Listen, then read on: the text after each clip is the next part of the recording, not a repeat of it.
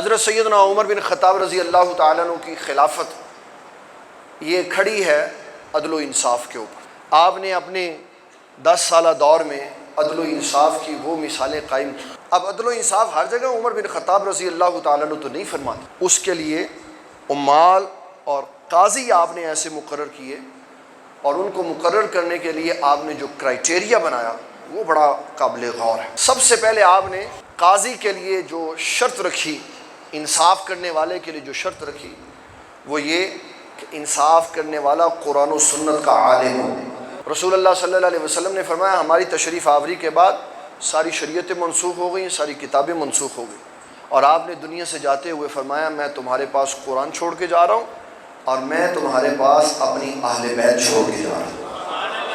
اہل بیت نے بھی قیامت تک رہنا ہے، قرآن نے بھی قیامت تک رہنا ہے۔ یہ سب سے پہلی شرط تھی جو حضرت عمر بن خطاب نے لگائی کہ قاضی کتاب و سنت کا عالم ہو، اور یہ انہوں نے خود نہیں لگائی، یہ انہوں نے رسول اللہ صلی اللہ علیہ وسلم کی احادیث سے نکال کے قانون ضابطہ بنایا۔ دوسرے نمبر پر فرمایا دوسری شرط یہ ہے کہ وہ متقی اور پرہیزگار ہو۔ کتاب و سنت کا علم لینے کے بعد تقوی یہ ایک علیحدہ سسٹم ہے۔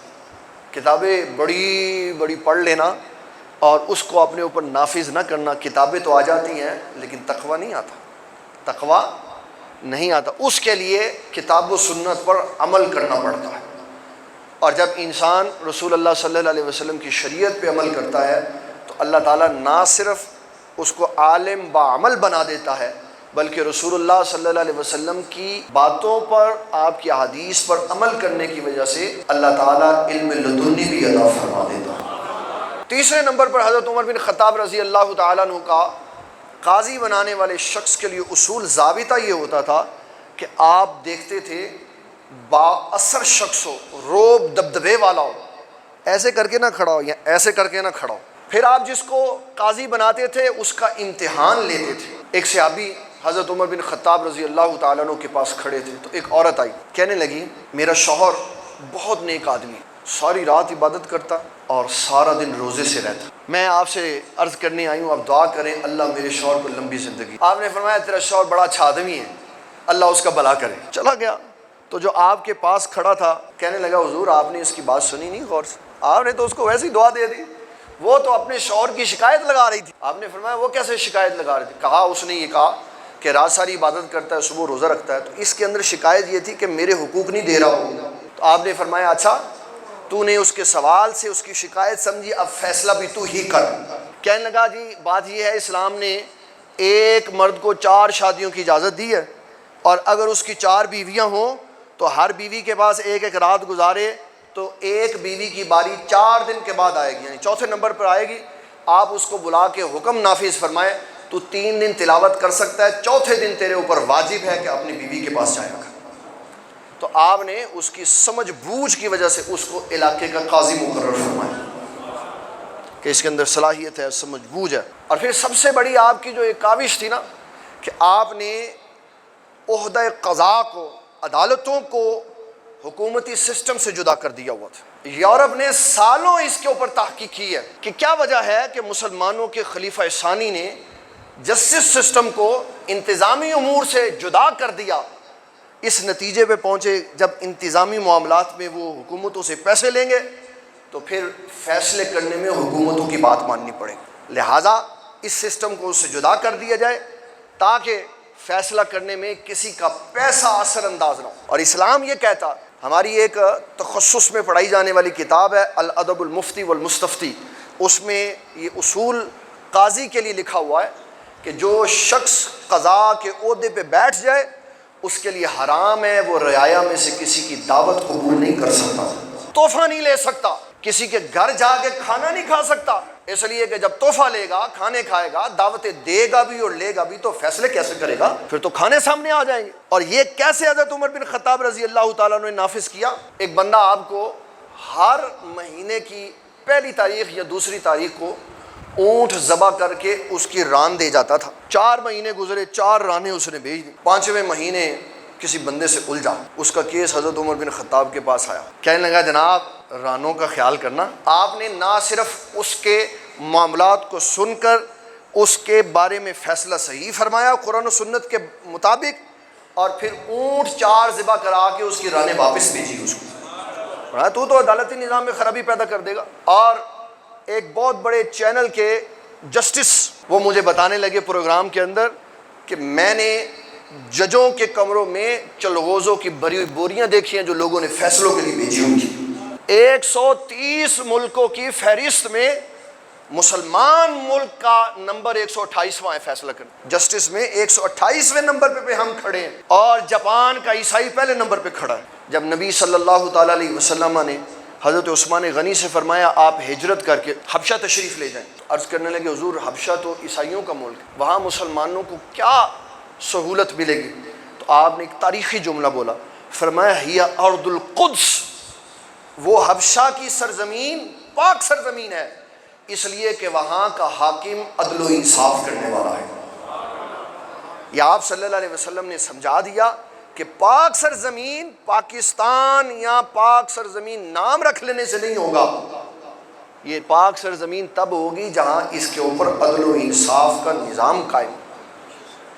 صاحب مشکات نے مشکات شریف میں یہ حدیث لکھی, فرمایا رسول اللہ صلی اللہ علیہ وسلم نے فرمایا اگر کسی زمین کو پانی چاہیے تاکہ وہ بہترین فصل پیدا کرے تو اللہ تعالیٰ اس زمین پر رحمت برسائے اور 40 دن بارش ہوتی رہے اور وہ پانی سارا جذب کر لے اور پھر وہ اس کے بدلے میں خوبصورت کھیتی دے. تو فرمایا اللہ کے ہاں اس بارش کے برسنے اور اس کھیتی کے نکلنے سے فائدے والی بات زیادہ یہ ہے کہ اس قوم کا حاکم عدل و انصاف سے کام لے, کہ پیسے کا آ جانا, غلے کا مال تجارت کا وافر ہو جانا, یہ اللہ کے نزدیک اتنا قیمتی نہیں ہے جتنا قیمتی یہ ہے کہ عدل و انصاف کیا. تیسری بات حضرت سیدنا عمر بن خطاب رضی اللہ تعالیٰ عنہ کے دور میں اہم ترین یہ تھی جو آج بڑی غور طلب ہے کہ آپ نے مسلمان و غیر مسلم کو رائے کی آزادی دی ہوئی تھی جب تک وہ رائے اسلام سے نہیں ٹکراتی تھی. حضرت عمر بن خطاب نے رائے کی آزادی دی ہوئی تھی.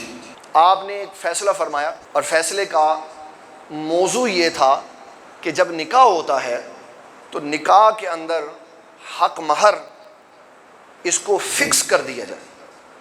اس کو فکس یعنی امیر ہے یا غریب ہے بس اتنی ہی اماؤنٹ حق مہر کے طور پر دی جائے گی. حضرت عمر بن خطاب رضی اللہ تعالیٰ عنہ آپ نے فیصلہ فرمایا کہ حق مہر مقرر کر دیا جائے.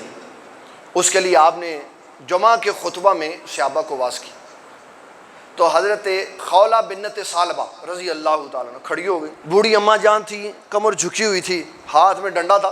کہنے لگی عمر یہ میرا ڈنڈا دیکھا ہے, اس طرح میں تجھے سیدھا کر کے رکھ دوں گی اگر تو نے خواتین کے حق میں کوئی غلط فیصلہ کیا تھا. تو حضرت عمر بن خطاب نے اس عورت کو جو آزادی رائے کا حق دیا ہوا تھا نا اس کو مانا اور فرمایا میں اس کے خلاف فیصلہ نہیں کروں گا. یہ وہ عظیم خاتون ہے جب رسول اللہ کی بارگاہ میں آپ نے مقدمات لے کے آتی تھی تو پھر اپنے لیے جو چاہتی تھی وہ اللہ سے فیصلہ کروا کے لے کے جاتی تھی. یہ آزادی رائے تھی. پھر حضرت سیدنا عمر بن خطاب رضی اللہ تعالیٰ عنہ کی حکومت کا ایک بہت بڑا اعزاز تھا کہ آپ کو اپنی رعایا کے ہر فرد کا خود پتہ ہوتا تھا. شاید ہمارے حکمرانوں کو یہ بھی نہ پتہ ہو کہ کون کون سی بستیاں موجود ہیں. جب آپ شام کے سفر کی طرف گئے وہاں آپ نے ایک خیمہ لگا ہوا دیکھا. آپ نے وہاں پوچھا اس خیمے میں کون رہتا ہے؟ کہا جی یہ خاتون ہے, بوڑھی اماں جان ہے. آپ اجازت لے کے اندر چلے گئے. آپ نے ان کے احوال کو جاننے کے لیے یہ نہیں بتایا کہ میں عمر بن خطاب. ان سے سوال کیا آپ کو پتہ ہے مسلمانوں کا حاکم عمر بن خطاب یہاں سے گزرنے والا ہے؟ کہنے لگے مجھے اس سے کیا غرض, مجھے کیسے خوددار لوگ تھے ان کو حاکموں سے کبھی کوئی مفاد ہوتا ہی نہیں تھا. کہنے لگے مجھے اس سے کیا غرض, کون ہے, کہاں سے گزرنے والا. پھر آپ نے دوسرا سوال کیا آپ یہاں جس حالت میں ہیں کیا عمر بن خطاب رضی اللہ تعالیٰ عنہ کو آپ کی اس غربت اور ذبح حالی کی خبر ہے؟ وہ کہنے لگی یہ حاکم کا کام ہے, اس کو اپنے رعایا کے بارے میں پتہ ہونا چاہیے, یہ میرا کام نہیں ہے. تو جب حضرت عمر بن خطاب رضی اللہ تعالیٰ عنہ سے پوچھا جاتا تھا کہ حاکم کون ہوتا ہے تو آپ فرماتے تھے یہ مجھے شام والی بڑھیا نے سکھایا. اس نے بتلایا کہ حاکم وہ ہوتا ہے جس کو اپنی رعایا کے ہر فرد کے بارے میں خبر ہو، وہ کہاں کس طرح زندگی گزار. جب آپ شروع میں مدینۃ المنورہ میں آپ کا نظام ہوا، آپ نے سروے کیا، لوگوں کے گھروں میں گئے، ان کے احوال دیکھے، تو ایک خاتون آپ نے دیکھی جو آنکھوں سے نابینا تھی. تو آپ نے کیمرہ نہیں لگایا، یعنی لوگوں کو بتانے کے لیے کہ میں سروے کر رہا ہوں. آپ نے اس کے گھر کو صاف کیا اور پھر اس کے لیے کھانا منگوا کے اپنے ہاتھوں سے کھلایا. خلیفہ وقت ہے، امیر المومنین ہے، اور نابینا خاتون کو کھانا اپنے ہاتھ سے کھلایا. اور اس نے آگے سے حضرت عمر بن خطاب کو حیران کر دیا. اس نے کہا اے کھانا کھلانے والے، تو جو بھی ہے میں تو نہیں جانتا، لیکن مجھے آج تیرے کھانا کھلانے سے پتہ چلا کہ سیدنا صدیق اکبر وصال فرما. کہا یہ کیسے پتہ چلا؟ کہا جب وہ میرے لیے کھانا لے کے آتے تھے نا تو لقمہ ٹھنڈا کر کے میرے منہ میں ڈالتے تھے. تو نے وہ گرم ڈال دیا، میرا منہ جل گیا. یہاں تک رعایا کی خبرگیری کرتے تھے آپ نے. اور پھر کمال ہے، اللہ تعالیٰ نے آپ کو جو احباب دیے تھے وہ بھی بڑے عظیم اور عالی شان تھے. حمص کا گورنر بنایا آپ نے حضرت سعید بن عامر رضی اللہ تعالیٰ. ان کے بارے میں 4 شکایات حضرت عمر بن خطاب کو پتہ چلا. اور یہ آپ کا ایک منفرد انداز ہوتا تھا کہ آپ جب کسی کو کسی علاقے کا گورنر مقرر کرتے، اس کو پہلے بلاتے اپنے پاس، 3 باتوں کی اس کو تلقین کرتے. نمبر 1 کہ کھانا سادہ کھانا ہے، لباس سادہ پہننا ہے، اور ترکی گھوڑوں پر سواری نہیں کرنی. ترکی گھوڑوں پر جب تو حاکم ہو تو ایسا لباس پہن کہ اگر تجھے حاکم نہ کہا جائے تو دیکھنے والوں میں عام بندہ نظر آئے. تو 3 آپ اس کو نصیحتیں کرتے تھے. اور پھر اس کی ساری جائیداد، کیونکہ آپ نے بڑے بڑے مالداروں کو بھی گورنر بنایا، تو آپ اپنے دفتر میں بلا کر، یعنی مسجد نبوی میں بلا کر اس کا سارا بایو ڈیٹا لیتے کہ تیرے پاس اب کتنے پیسے ہیں، تاکہ جب تو گورنری سے معزول ہو تو پھر تیرا حساب و کتاب لیا جائے اور دیکھا جائے گا کتنا اضافہ ہوا ہے. کچھ لوگ ایسے بھی حاکم بنے کہ ان میں سے ایک بھائی کے ابا جان ارب پتی تھے اور اسی بھائی کے چھوٹے بھائی کے ابا جان کسان کے بیٹے تھے. کیوں؟ بینک بیلنس کوئی نہیں تھا، لکھا کچھ نہیں تھا ہوا. اور پھر ستم ظریفی اوپر یہ ہے کہ جب حاکم بنے تو سارے ریکارڈ بھی جلوا دیے، بڑی بڑی بلڈنگیں جلوا دی تاکہ ہمارا ریکارڈ کسی کو نہ ملے. ادھر کا کیا کریں گے؟ کرامن کاتبین کا کیا کریں گے؟ انہوں نے بھی تو ریکارڈ لکھا ہوا ہے سارا. وہاں حشر کے میدان میں کیا کریں گے؟ اگر بڑی بلڈنگ کو آگ لگا دی اس لیے کہ کوئی پوچھے نہ، تو پھر اس کو بھی کہہ دو یار تو بھی آگ لگا دے تاکہ کوئی نہ پوچھے. وہاں تو ہر شے پوچھی جانی، وہاں تو کوئی نہیں بچ سکتا. تو حضرت عمر بن خطاب سارا ریکارڈ اس کا نوٹ کرتے. حضرت ابو سعید خدری رضی اللہ تعالیٰ عنہ کے بارے میں یہ روایت ہے، ان کو آپ نے مقرر کیا عامل کے طور پہ، اور سارا نظام رسول اللہ صلی اللہ علیہ وسلم کا دیکھا ہوا تھا. آپ صلی اللہ علیہ وسلم نے ایک بندے کو زکوٰۃ لینے کے لیے بھیجا. جب وہ زکوٰۃ لے کے آیا نا تو زکوٰۃ کا مال پیش کر کے کہنے لگا حضور یہ زکوٰۃ ہے اور یہ مجھے دیا اس نے. آپ صلی اللہ علیہ وسلم نے فرمایا اس کو بھی زکوٰۃ میں رکھ دو. اس نے پھر دوسری بار کہا حضور یہ زکوٰۃ ہے، یہ زکوٰۃ نہیں ہے، یہ اس نے مجھے تحفہ دیا. آپ نے فرمایا اس کو بھی زکوٰۃ میں رکھ دو. پھر اس نے تیسری بار کہا حضور یہ زکوٰۃ ہے، یہ زکوٰۃ نہیں ہے، یہ اس نے مجھے دیا. تو آپ نے پھر بڑی قوت سے اور بڑے جلال سے یہ کہا، فرمایا اگر تو گھر اپنی امی کے گھٹنے سے لگ کے بیٹھا ہوتا تو یہ تحفہ گھر آنا تھا. پھر اس کو سمجھ آ گئی کہ یہ مجھے نہیں ملا. اور یہی خدشہ پڑ گیا اس صحابی کو کہ جو گورنری میں یا مالی میں مجھے سامان ملتا ہے وہ میرا ہے، وہ گھر لے گئے. سیدنا عمر بن خطاب رضی اللہ تعالیٰ عنہ نے بلا کے پوچھا آپ سامان لے کے گئے ہیں گھر؟ کہا جی ہاں لے کے گیا. آپ نے فرمایا آپ کے دادا جان کیا کام کرتے تھے؟ بکریاں چراتے تھے. آپ ابا جان کیا کرتے تھے؟ کہا وہ بھی بکریاں چراتے. فرمایا آپ بھی کل سے بکریاں چرایا کریں. اب آپ گورنر نہیں ہیں، معزول، بکریاں چرائیں. ہفتہ 2 ہفتے، مہینہ 2 مہینے کے بعد حضرت عمر بن خطاب گئے تو وہ ایسے بیٹھے ہوئے تھے.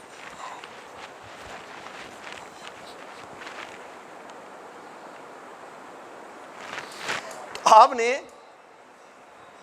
ان کی یہ کیفیت دیکھ کر فرمایا کو تحفہ شوفہ آیا، کو تحفہ شوفہ آیا. وہ کہنے لگے نہیں. تو فرمایا پھر تجھے سمجھ آئی کہ تحفہ تجھے نہیں ملتا تھا، تیرے عہدے کو ملتا تھا. یہاں نیا ہی قانون ہے، تحفہ آیا اور جناب اس کو اپنی مرضی کی قیمت دے کے لے لو. یہ اختیار کس نے دیا ہے؟ کہا جی سارے وزراء کے نامہ اعمال کھولو، اور پھر سپریم کورٹ کو کہا بند کر دو، تہاڈی مہربانی ہے، پردے لت جانے سارے ہی بند کر دو. سپریم کورٹ نے کیس ہی خارج کر دیا. بتاؤ تو صحیح قوم کو کہ جو حاکم رہا توشہ خانہ سے اس نے کیا کیا مال کھایا، بتاؤ تو صحیح قوم کو. نہیں، اس نے کہا نہیں یہ قابل سماعت کیس نہیں ہے، اس کے لیے وہ شعر پڑھا جاتا ہے. کہاں کہتے ہیں جہاں پگڑیاں اچھلتی ہیں اس کو میں خانہ کہتے ہیں. یہاں پگڑیاں اچھل جانی ہیں سارے بڑے بڑے وزراء کی، پتہ چل جانا. کئیوں نے تو زبان سے اقرار کیا جناب اسی فائن ایپل پیتا سی، چوری ہوتی ہے 5 روپے کی، چاہے جتنے کی مرضی. تو حضرت عمر بن خطاب نے یہ دروازہ سارا بند کر دیا. احتساب کرتے، سوال پوچھتے، مال لکھتے کتنا ہے، اور جب چھوڑتے پھر حساب لیتے کہ تو نے کتنا کمایا. یہاں باہر ورلڈ بینک کے بندے آتے ہیں، سیدھا وزیر اعظم بنتے اور پھر سیدھا باہر جاتے ہیں، وہ پتہ نہیں کیا کیا کیا کمایا. اور بعض تو ایسے ہیں انہوں نے دوسرے ملکوں میں جزیرے خریدے ہوئے ہیں. کہاں سے پیسے لیے انہوں نے؟ آپ نام لے کے بات کر کے دیکھیں، پھر مجھے بتائیے گا کہاں رہتے ہیں آپ. اسلام کا قانون پاکستان میں کوئی نہیں ہے. نام کے اعتبار سے یہ اسلامی جمہوریہ پاکستان ہے، نفاذ کے اعتبار سے یہ اسلامی جمہوریہ پاکستان نہیں. اور یہ ہونی بھی نہیں. یہ جنہوں نے اسلام کو نافذ کرنا ہے وہ تو ہے ہی نہیں. کہاں ہیں وہ؟ کس فیلڈ میں بیٹھے ہوئے ہیں؟ یہ ساری غفلتیں ہیں. جب حکومتوں میں آنے کا وقت تھا تب حجروں میں بیٹھے رہے، تب لوگوں کو پڑھنے نہیں دیا، اور یہ مسئلے سمجھا کر کہ جناب اسکول جانا جائز نہیں، یونیورسٹی اور کالج جانا جائز نہیں، یونیورسٹیاں اور کالجیں بے دینوں سے بھر دی. اب وہاں اہل اسلام کے افراد جاتے ہیں تو داخلے کوئی نہیں دیتا، داخلے کوئی نہیں دیتا. ایک بندہ میرے ابا جی حضور رحمۃ اللہ علیہ سے سوال کرنے لگا، کہنے لگا جی انگریزی پڑھنی جائز ہے؟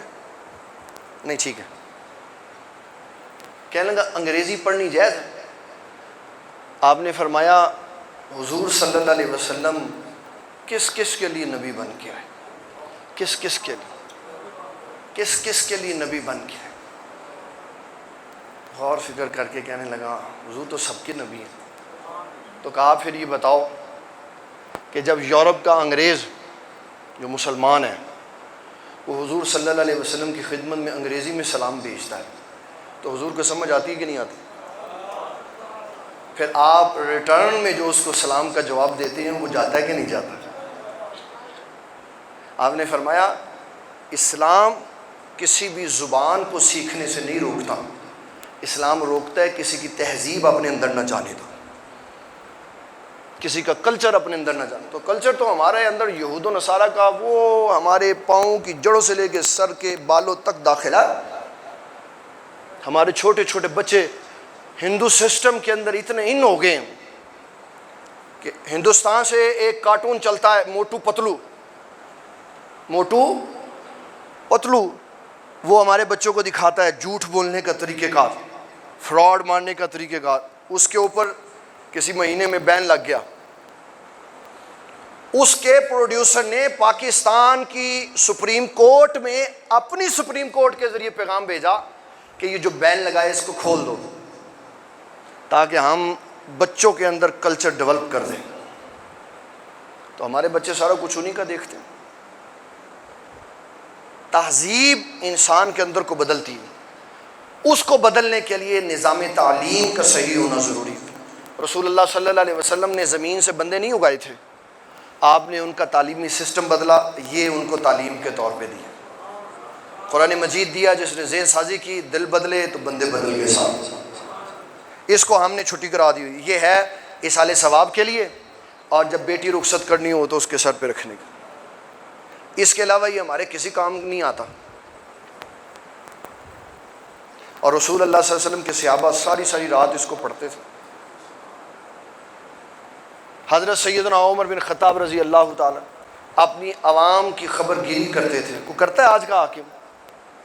یہاں بچیاں 2 3 سال کی اٹھائی جاتی ہیں تو عہدوں پہ بیٹھے ہو گئے، کوئی نہیں چکیاں جاندی، کوئی نہیں۔ صاحب مشکات میں، مشکات شریف میں کتاب الحدود والقصاص میں لکھا، ایک دن فجر کی نماز پڑھنے کے لیے مسلمانوں کے گھر سے 2 خواتین نکلیں، ایک جوان عورت، ایک بچی۔ اندھیرا تھا، بڑی عورت تیز چل رہی تھی، آگے چلی گئی، بچی چھوٹی پیچھے رہ گئی۔ اس کو یہودی نے پکڑ کر اپنی گندگی کا شکار کر دیا، اس کے سر پہ پتھر مارا۔ جب نبی صلی اللہ تعالیٰ علیہ وسلم کو اس کی اطلاع ملی تو آپ نے فوری طور پہ وہاں جا کر پورے منظرنامے کو دیکھا۔ بچی کی صرف روح قبض ہونے والی تھی، حرکت شرکت سب ختم ہو گئی۔ آپ نے اس سے بات چیت کی تو اس نے ایسے آنکھیں ہلائی، آپ نے دیکھا کہ اس کے اندر اتنی ہے کیفیت کہ یہ بات سمجھ رہی ہے۔ آپ نے فرمایا تجھے فلاں یہودی نے مارا؟ اس نے نہیں جواب دیا، پھر فلاں کا نام لیا، پھر فلاں۔ تو جب اس یہودی کا نام لیا جس نے اس کو مارا تھا تو اس نے آنکھوں سے اشارہ کیا۔ آپ صلی اللہ علیہ وسلم نے جلال کے چہرے کے ساتھ صحابہ کو حکم دیا اس کو پکڑ کے لاؤ۔ جب اس کو لایا گیا تو چہرے کی سرخی، جلال اور آنکھوں کے اندر جو خون اترا ہوا تھا، اس کو دیکھ کر اس پر اتنا روب اور دبدبا پڑا، یہودی انکار نہ کر سکا۔ تو آپ نے فوری طور پر حکم دیا، فرمایا اس کو یہیں لٹا کے اس کا سر پتھر سے کچل دو۔ وہ ایسا تاریخی فیصلہ ہے، پورے 1400 سالہ مدینہ المنورہ کی تاریخ میں رات کے 2 بجے بھی کوئی بچی باہر نکلے اس کو کوئی اٹھاتا نہیں۔